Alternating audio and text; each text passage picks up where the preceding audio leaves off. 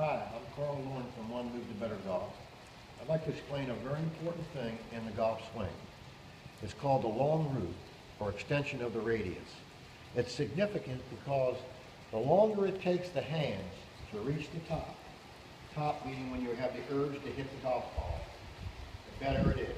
If they get to the top quickly or early, that's not good. The reason why it's not good is we want to get the body turned and the left side loaded or torqued up before the hands reach the top.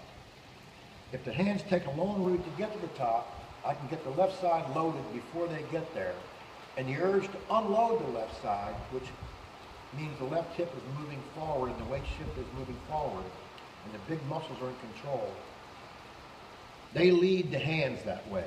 If the hands get to the top early, or at the same time that the left side gets loaded, you have a contest. Do the hands go first, or does the body go first? And the magician says the hands are quicker than the eye, so they're all obviously quicker than the hips. So you got to make the hands take a long route to the top, and that way the shoulders get turned before the hands reach the top. The left lat is loaded and it inserts itself into the hip, and the hip then has an urge to move, and it's not challenged by hands wanting to accelerate and go faster than the hips can move. So the long route accomplishes that. Now, what do I mean by a long route? A long route means that when you're taking the address position, there's a distance between your hands and the body at address. You don't want to shrink that distance as the swing starts. You either want to maintain that distance or you want to expand that distance. That determines, the things that determine whether you expand it or at least maintain it has a lot to do whether your left side's dominant or your right side's dominant. If your right side's dominant, the right shoulder in golf moves backward. So if your right side's dominant, the right arm and hand will go back with the shoulder, which is going backward, and you'll shrink the root. If your left hand is dominant, then the left shoulder is moving kind of forward in this direction, so the left arm will kind of take the club out if the left side's dominant. Everybody's got a different amount of dominance. Some people are 60% lefty, 40% righty, or 60% righty, 40% lefty, and either way. And most of your top players are dominant lefties, or at the least ambidextrous. So they have no problem in expanding the root, or at least maintaining the root going back, okay? Another thing that determines whether you have an expanded or at least maintained long root is the position of the shoulders. Because the right hand is further away from you than the left hand, because it occupies a place on the club that's further away from you than the left hand, that opens the shoulders the distance that these three fingers are in front of your left hand.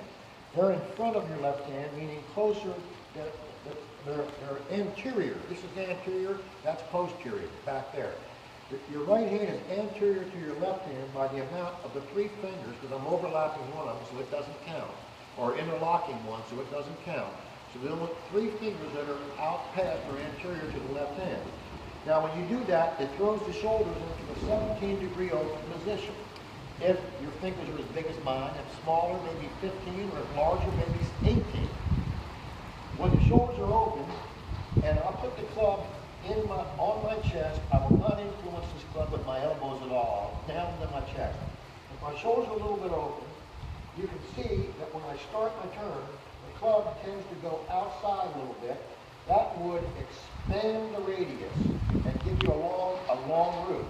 If the shoulders are closed, that will shrink the radius and take the club away. And if the shoulders are square, it'll still go inside a little bit. So if the shoulders are open and the right arm is riding higher than the left, even though the right shoulder is lower than the left, meaning that half the right arm is in front of the left arm, then when I start to swing, the club will tend to be expanded. You'll get the long route to the top, you'll be turned before your hands reach the top, and your lower body can move left before your hands have a chance to wreck the situation. This gives you a lag at the club face. All the great ball strikers did this. Hogan did it, Trevino did it. The greatest players all had the shoulders lower, shoulders open with an expanded root. I just came from Augusta, and Spieth has got an expanded root. He's a lefty playing righty. McElroy wears his wristwatch on his right wrist. He has an expanded groove. Adam Scott's got an expanded groove. That other Australian player, Jason Day, he has an expanded groove. Most of the top ball strikers have an expanded groove, which delays the hands to the top. They get wound up before the hands get there, and the left side can move unchallenged by the hands. That's how you dominate the swing with the big muscles of the body. I hope that helps you. Thank you very much.